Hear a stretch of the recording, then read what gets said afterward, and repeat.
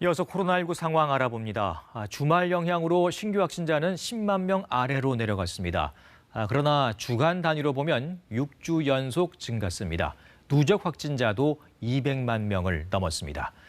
이 방역 당국이 국내외 10개 기관에 의뢰해 유행 상황을 예측해 봤더니 이달 말에서 다음 달 중 코로나19가 정점에 달하고 하루 확진자는 17만에서 최다 27만 명에 이를 것으로 추산됐습니다. 이 재택치료 환자도 빠르게 증가해 46만 명을 넘겼는데요.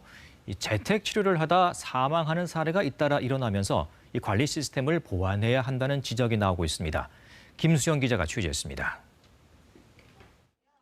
20대 여성 이모 씨는 홀로 재택치료를 하던 중 두통이 심해져 입원 권고를 받았습니다. 하지만 외래 진료 병원에 연결이 늦어지면서 불안한 시간을 보내야 했습니다. 무섭기도 하고 혼자 그 몸 상태를 파악하는 게 너무 힘들더라고요. 지금 제가 갖고 있는 증상이 정상적인 건가.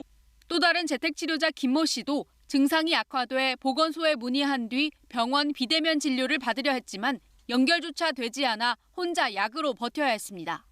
치료를 받아야 된다 이러시더라고요. 그리고 또 비대면 진료를 받으면 약을 수령하러 대리인이 지인이나 동거인이 가야 되는데 혼자 살잖아요.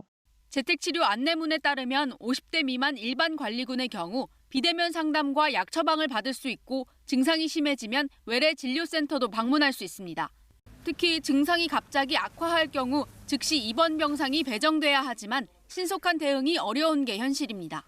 실제로 지난 19일 재택치료 중인 50대 남성 확진자가 보건소 연락을 받기 전 숨진 채 발견되면서 혼자 격리 중인 재택치료자에 대한 응급치료 체계를 보완해야 한다는 지적이 나옵니다.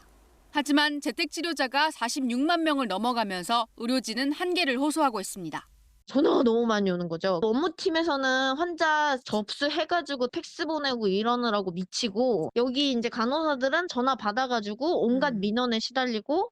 서울시는 확진자에게 당일 긴급 안내 문자를 발송하고 방역당국은 응급 상황 긴급 대응을 강화하는 등 대책을 마련하겠다고 밝혔습니다.